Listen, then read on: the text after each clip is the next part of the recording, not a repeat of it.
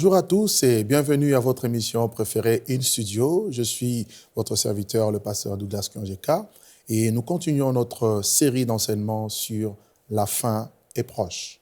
Et aujourd'hui, j'aimerais m'entretenir avec vous sur le thème de « Ne t'éloigne pas de Dieu ».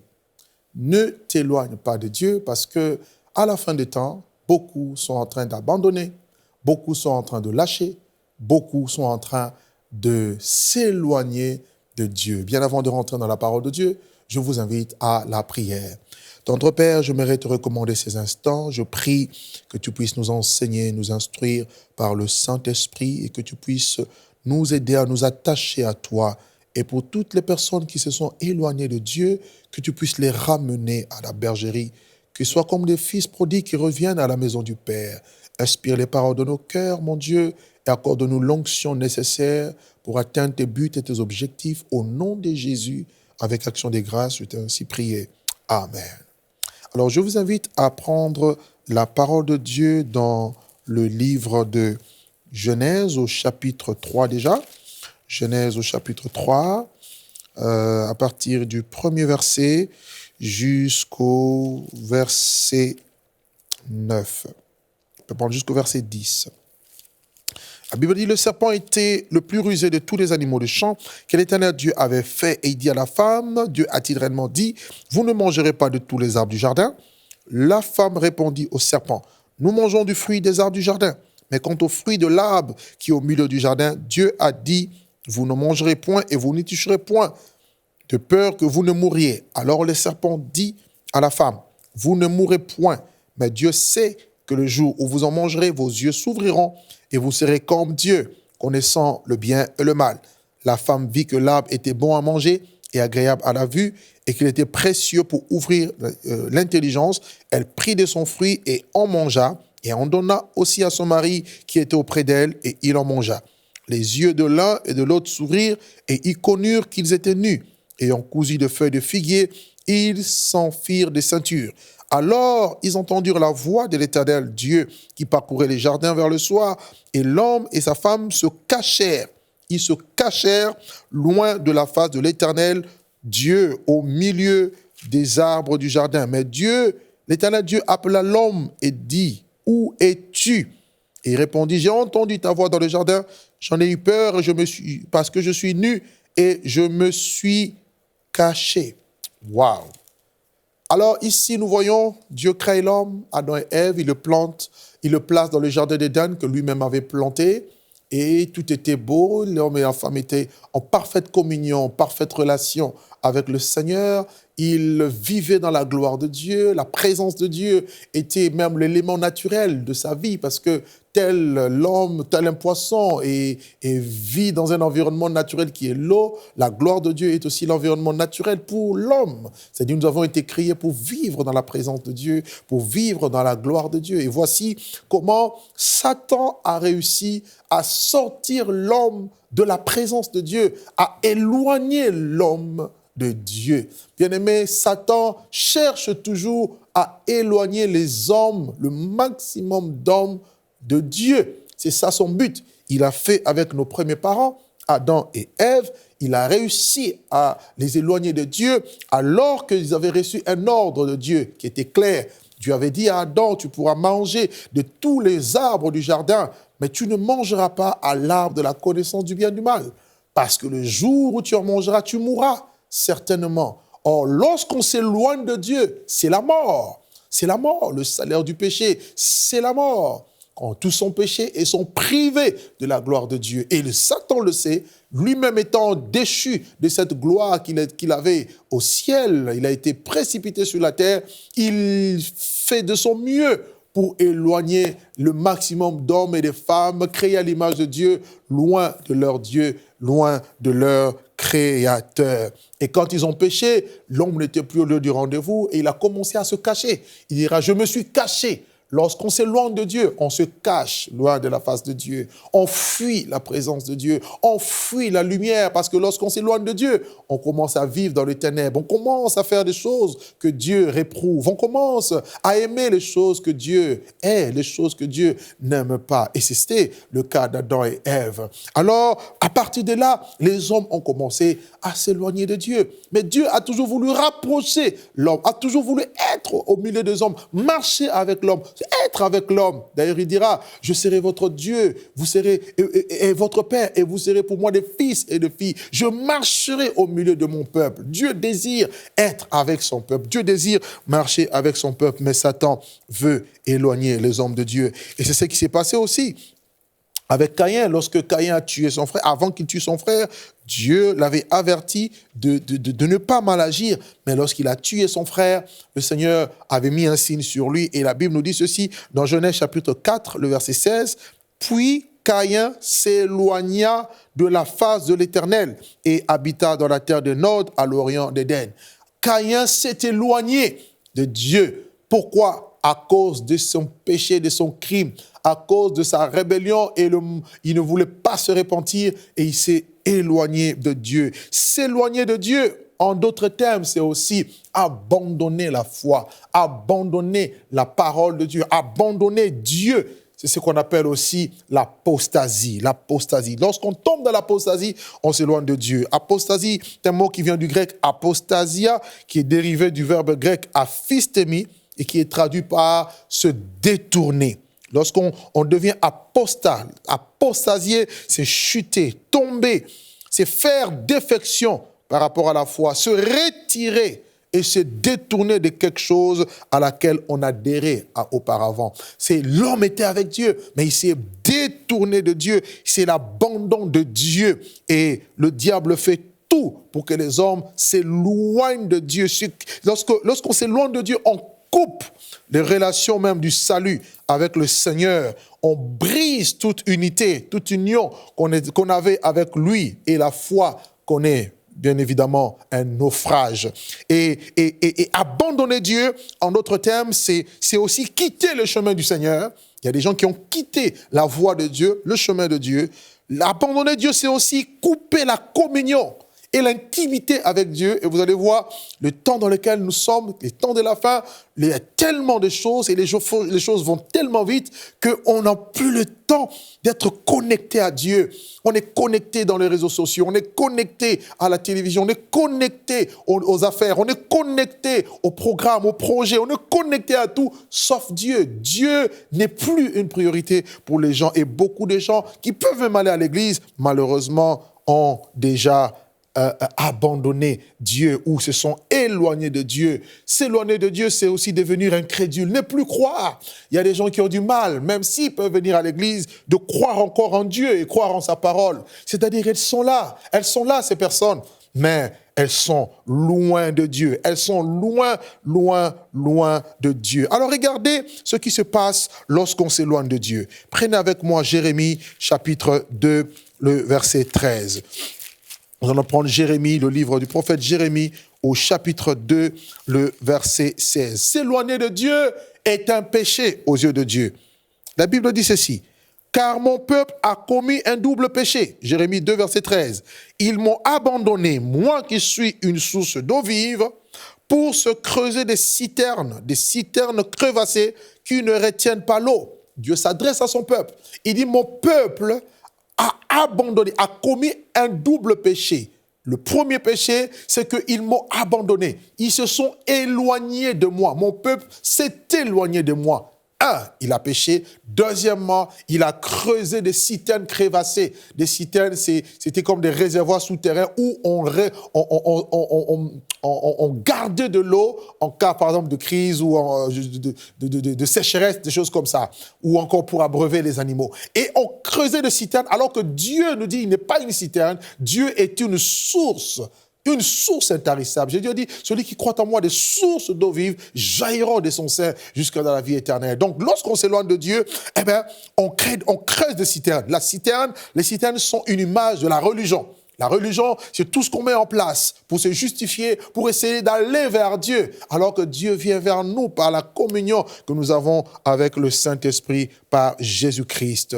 Bien-aimés dans le Seigneur, c'est ce qui se passe aujourd'hui. Beaucoup sont en train d'abandonner ou encore de s'éloigner de Dieu. Et Dieu m'a mis ce fardeau dans le cœur pour dire à quelqu'un, ne t'éloigne pas de Dieu. Les temps sont difficiles, il y a la pression, il y a des tribulations, il y a des épreuves, il y a des souffrances, toutes ces choses, mais cela ne doit pas te justifier le fait que tu t'éloignes de Dieu. D'autres encore sont déçus, ils ont connu des déceptions, peut-être sur le plan, je ne sais pas, sentimental, amoureuse, sur le plan spirituel. Tu étais dans une église, on t'a déçu, peu importe ce qui s'est passé. Tu as été escroqué, tu as été arnaqué, peu importe ce qui t'est arrivé. Ne t'éloigne pas de Dieu. Alors, il y a trois formes d'éloignement de Dieu, trois sortes d'éloignement de Dieu. La première sorte, j'appelle cela s'éloigner dans la spiritualité ou encore une apostasie spirituelle. Vous voyez, s'éloigner dans la spiritualité ou encore l'apostasie spirituelle. Alors, prenez avec moi 1 Timothée chapitre 4, le verset 1er. 1 Timothée 4, le verset 1er. La Bible dit ceci, mais l'Esprit, c'est-à-dire le Saint-Esprit dit expressement que dans les derniers temps, nous sommes dans ces temps, les derniers jours, la fin des temps, quelques-uns abandonneront la foi, c'est-à-dire ils vont s'éloigner de la foi pour s'attacher à des esprits séducteurs et à des doctrines des démons. Donc, premièrement, on voit, on se détache, on s'éloigne de Dieu pour s'attacher à quelque chose d'autre. Vous savez, l'homme ne peut que s'attacher. Soit tu t'attaches à Dieu, soit tu t'attaches à autre chose. Jésus dit dans Matthieu chapitre 6, le verset 24, il dit « Nul ne peut servir deux maîtres à la fois. Ou il aimera l'un, il haïra l'autre, ou il s'attachera à l'un et méprisera l'autre. Vous ne pouvez servir Dieu et maman. » Donc, en réalité, lorsqu'on s'éloigne de Dieu, en réalité, on s'approche de Satan. C'est ça, en fait. Lorsqu'on quitte, on s'éloigne de la lumière, on se rapproche des ténèbres. On ne peut pas être en même temps dans les ténèbres et en même temps dans la lumière. Non, c'est pas possible. Vous voyez un peu. Et à la fin du temps, justement, quelques-uns parmi les enfants de Dieu abandonneront la foi, vont s'éloigner de la foi pour s'attacher à des esprits séducteurs. Et aujourd'hui, il existe plusieurs esprits séducteurs.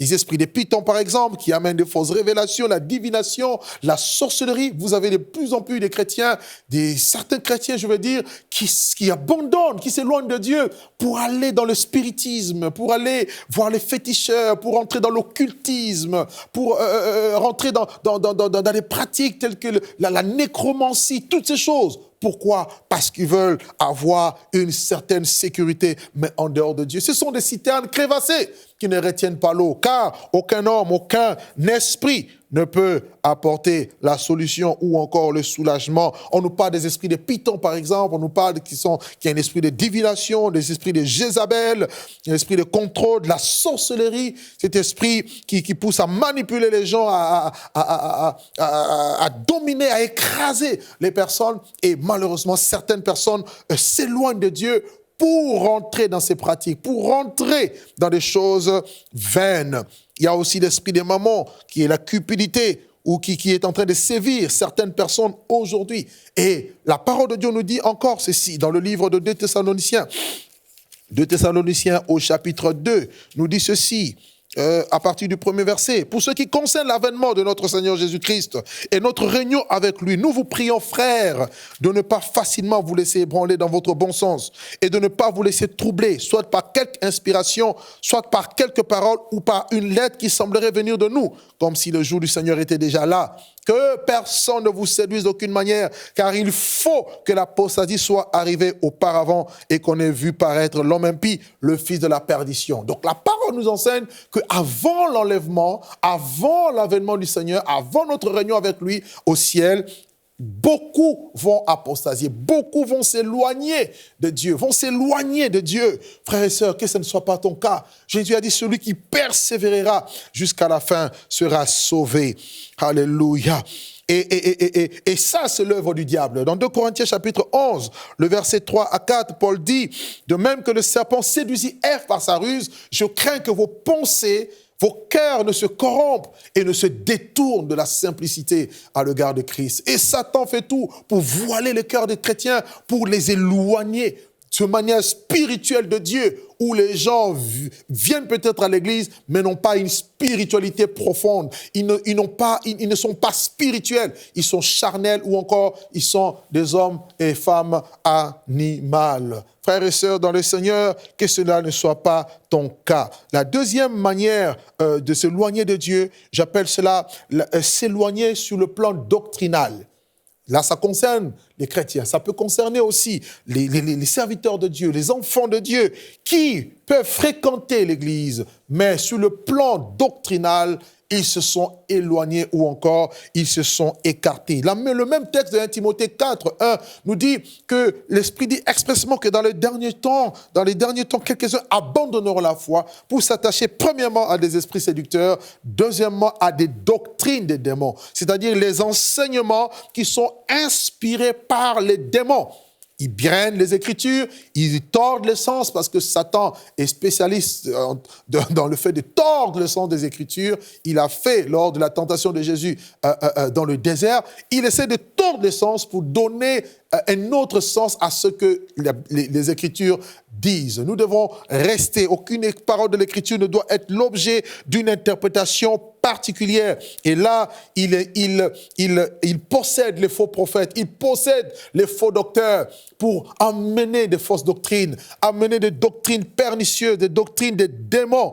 Et la Bible parle de beaucoup de doctrines des démons. Dans 2 Pierre 2, versets 1 à 3, la Bible dit, il y a eu parmi le peuple de faux prophètes, il y aura de même parmi vous de faux docteurs qui introduiront sournoisement des sectes pernicieuses, qui régnant le maître qui les a rachetés, et il va réunir complètement le maître qui les a rachetés. Donc, les gens vont s'éloigner de la parole de Dieu, de la parole pure. Quand vous entendez aujourd'hui certains messages, certaines prédications qui encouragent, par exemple, le divorce et les remariages, sans raison et sans fondement biblique. Frères et sœurs, vous pouvez parler, vous pouvez voir là des doctrines des démons. Quand vous entendez des messages aujourd'hui, certains messages qui disent, par exemple, que Dieu est un polygame.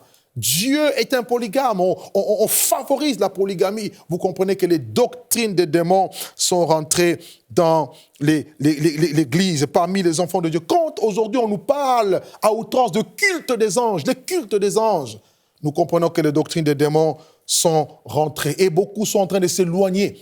Aujourd'hui, certaines doctrines poussent les chrétiens à se focaliser sur les anges, sur les démons, plutôt que de se focaliser sur Jésus. On doit prêcher le plein évangile, mais notre objectif, c'est Christ. Nos regards, nos yeux doivent être fixés sur Jésus qui suscite la foi et qui l'amène à la perfection. Sans la foi, il est impossible d'être agréable à Dieu. Il faut que celui qui s'approche de Dieu croit que Dieu existe et qu'il est le rémunérateur de ceux qui le recherchent. Et voici pourquoi dans Jérémie 7, par exemple, le verset 28, et dans Ésaïe 59, le verset 13 à 14, un constat est fait, la vérité a disparu. La vérité a disparu, l'injustice a pris place, la délivrance s'est retirée. Pourquoi? Parce que sur le plan doctrinal, sur le plan de la parole de Dieu, on s'est éloigné. Il y en a qui sont en train de s'éloigner et ils poussent les autres à s'éloigner aussi de Dieu. 2 Timothée 4, verset 3 nous dit quoi? Il arrivera un temps où les hommes auront la démangeaison d'entendre des choses agréables. Ils détourneront l'oreille de la vérité et ils se tourneront vers des fables. Lorsqu'on s'éloigne de Dieu sur le plan doctrinal, on ne supporte plus la vérité. La vérité titille, la vérité dérange et on préfère plutôt des choses agréables. Et ça, c'est très dangereux. Troisième manière de s'éloigner de Dieu, c'est sur le plan moral. J'appelle ça s'éloigner moralement de Dieu. N'oublions pas que Dieu tient à la moralité, Dieu tient à la sainteté et à l'intégrité. Dieu tient à cela. La Bible dit dans Matthieu 24, le verset 12, l'iniquité se sera accrue, l'amour du plus grand nombre se refroidira. Donc nous voyons cet abandon de la foi qui est engendré par le fait que l'iniquité, le mal, est en train de prendre davantage de la place. Et aujourd'hui, nul besoin d'être prophète. Vous pouvez remarquer à quel point le monde, avec ses séductions, cette attirance, des convoitises, essaye aujourd'hui d'attirer le maximum des enfants de Dieu pour les éloigner de Dieu. Beaucoup aujourd'hui peuvent aller prier, soi-disant, je vais dire prier, aller à l'église, fréquenter une assemblée locale, mais en réalité, leur moralité, ils n'ont pas une vie intègre, ils vivent dans le péché. Vous allez voir l'attraction du monde, l'alcool, la drogue, vivant dans la pornographie, dans la masturbation, dans l'impudicité, l'adultère, toutes ces choses, la corruption, la dépravation, voire même la prostitution. Toutes ces choses, c'est rentré. Pourquoi? Parce que les hommes se sont éloignés. Tout en fréquentant le temple, comme c'était dans Jérémie 7, les gens allaient dans le temple, mais leur cœur n'était pas là. Et Dieu dit, arrêtez de vous tromper par des espérances trompeuses en disant que c'est ça, c'est ici la maison de l'Éternel. Ésaïe chapitre 29, verset 13, Dieu dit, « Quand ce peuple s'approche de moi, il m'honore des lèvres, mais son cœur est éloigné de moi. Et la crainte qu'ils ont de moi n'est que précepte de tradition humaine. » Vous voyez, on peut chanter le louange de Dieu, c'est avec les lèvres, mais le cœur est éloigné, car c'est du cœur des hommes que viennent de mauvaises choses. Dieu a besoin de ton cœur. Dieu veut que tu l'adores avec ton cœur.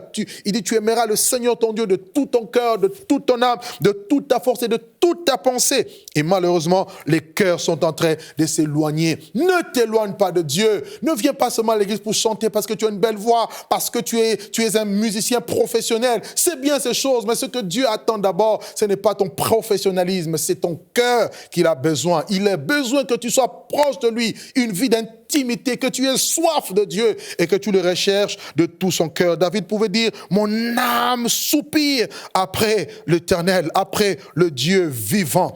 Bien-aimés dans le Seigneur, le monde aujourd'hui nous pousse à pécher, pousse les hommes à pécher. Et quand vous péchez, vous allez vous éloigner de Dieu. Le péché éloigne l'homme de Dieu. Le salaire du péché, c'est la mort. Hébreux chapitre 3, versets 12 à 13. Regardez ce que la parole de Dieu nous dit. Prenez garde, frères, que quelqu'un de vous n'ait un cœur mauvais et incrédule au point de se détourner du Dieu vivant. Waouh! Donc, lorsqu'on a un cœur incrédule, on se détourne du Dieu vivant. Mais exhortez-vous chaque jour, aussi longtemps qu'on peut dire aujourd'hui, afin qu'aucun de vous ne s'endurcisse par la séduction du péché. Vous avez le péché qui vient amener une certaine séduction, un certain plaisir. Les gens se plaisent à vivre une vie maritale sans être mariés, le concubinage, l'union libre, alors ils peuvent officialiser leur union par le lien sacré du mariage. Et le diable vous maintient dans cette position pour que vous restez éloignés de Dieu. Dieu ne bénit pas dans le péché. Dieu n'exauce pas les pécheurs. Si quelqu'un l'honore et fait sa volonté, nous dit Jésus, celui-là, Dieu l'exauce. Alors, comment est-ce qu'on s'éloigne de Dieu? Quelques points que je vais énumérer rapidement. Comment est-ce qu'on peut s'éloigner de Dieu facilement? Eh bien, c'est lorsqu'on néglige la parole de Dieu. Lorsqu'on néglige les vérités, les exhortations de la parole, les avertissements de Dieu, on s'éloigne de Dieu. Dans Hébreux chapitre 2, verset 1, il est dit, c'est pourquoi nous devons d'autant plus nous attacher aux choses que nous avons entendues, de peur que nous ne soyons emportés loin d'elles. Attachons-nous à la parole de Dieu, aux choses qu'on entend, qui viennent de la parole de Dieu, pour ne pas être emportés loin de ces choses. Car il y a des personnes qui entendent la parole, qui sont comme comme la parabole que Jésus a donnée, la sémence qui tombe sur le roc, et qui n'a pas de profondeur, pas de racine. Quand le soleil se lève, la chaleur arrive, on croit pour un temps, et ensuite on succombe lorsque la tentation arrive. Bien-aimés dans le Seigneur. Deuxième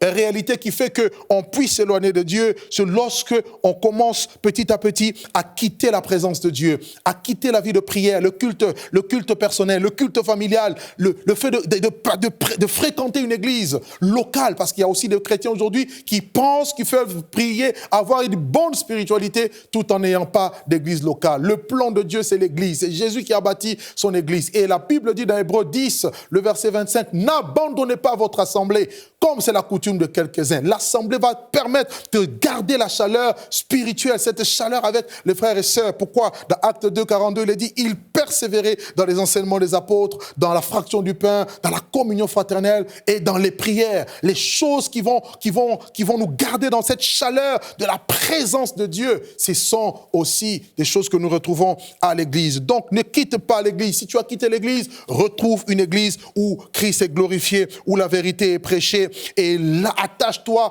et participe. Et tu verras que tu vas de plus en plus te rapprocher de Dieu. Quand le diable veut nous éloigner, il commence d'abord par nous éloigner de la communion fraternelle. Il nous éloigne de l'église, des frères et sœurs. Et alors là, il commence à vous sombrer. Vous allez commencer à sombrer au fur et à mesure. Et autre chose, comment on s'éloigne lorsqu'on ne croit plus en la parole de Dieu, lorsqu'on commence à douter de Dieu, le doute, la peur, toutes ces choses-là fait qu'on s'éloigne de Dieu. Dieu est esprit. La Bible déclare que la foi vient de ce qu'on entend vient de la parole de Dieu. Il dit sans la foi, il est impossible. Donc tu dois avoir la foi, tu dois croire Dieu. Il dit croyez en moi, croyez en Dieu et croyez en moi, a dit Jésus. Il dit, si tu crois, tu verras la gloire de Dieu. Si tu ne veux pas t'éloigner de Dieu, alors crois en la parole, crois en Jésus et attache-toi. Alors pour ceux qui sont encore proches de Dieu, sachez que ce n'est pas un acquis. Tu dois persévérer jusqu'à la fin. Que faire maintenant pour ne pas s'éloigner de Dieu ? Premièrement, si tu ne veux pas t'éloigner de Dieu, la première des choses est toujours un cœur repentant. Parce qu'il peut arriver que tu tombes, que tu trébuches. Il peut arriver que tu pêches un jour. Il peut arriver que tu tombes dans le péché. Mais Dieu a dit dans Apocalypse 2, versets 4 à 5, il dit, souviens-toi d'où tu es tombé et répands-toi. N'aie pas honte de te repentir. Aie un cœur repentant. David avait un cœur repentant. C'est pourquoi Dieu l'a appelé l'homme selon mon cœur, selon le cœur de Dieu. La deuxième des choses, tu dois aimer la vérité, aussi dure qu'elle peut être. Aime la vérité. Des fois, la vérité nous déplaît. Des fois, la vérité, on ne veut pas la supporter. Mais lorsque tu aimes la vérité, cette vérité te gardera pour ne pas t'éloigner. Quand Dieu a parlé à Caïn, il lui a dit, le péché se couche à ta porte, mais toi domine sur lui. Mais Caïn n'a pas écouté et il s'est éloigné de Dieu. Il s'est retiré et il s'est éloigné loin de la face de Dieu. Troisième chose, il faut prier sans cesse. Il faut prier sans relâche. Le Seigneur a donné une parabole dans Luc chapitre 18 qu'il fallait toujours prier, ne jamais se relâcher. Et il dira à la fin, quand le Fils de l'homme viendra, trouvera-t-il la foi sur la terre? Parce qu'à la fin des temps, beaucoup vont baisser dans leur vie de prière, dans leur intimité. Il dit, quand tu pries, entre dans ta chambre, ferme tout, sois intime, sois profond avec Dieu. Et c'est là que tu garderas ta communion avec le Seigneur. Et de cette communion viendra la foi, la force de continuer jusqu'à la fin. Et enfin, demande l'aide du Saint-Esprit. Car sans Dieu, sans le Saint-Esprit, on ne peut rien faire. Jésus a dit, sans moi, vous ne pouvez rien faire. Il dit, je suis le cep, vous êtes le sarment. Nous devons rester attachés.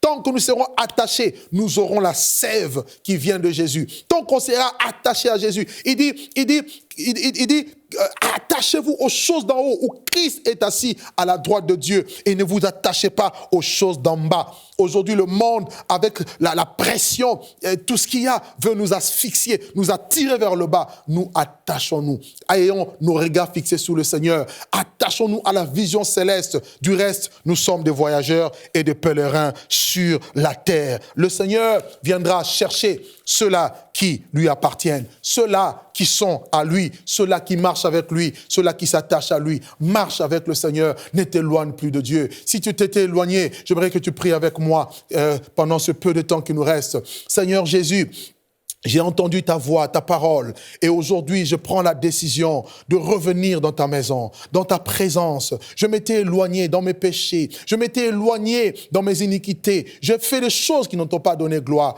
Pardonne-moi et lave-moi par ton sang précieux. Entre tes mains, je m'abandonne. Remplis-moi de ton esprit et garde-moi toujours près de toi. J'aimerais marcher avec toi jusqu'à ton retour. Au nom de Jésus. Amen. Que Dieu vous bénisse abondamment. Au nom de Jésus.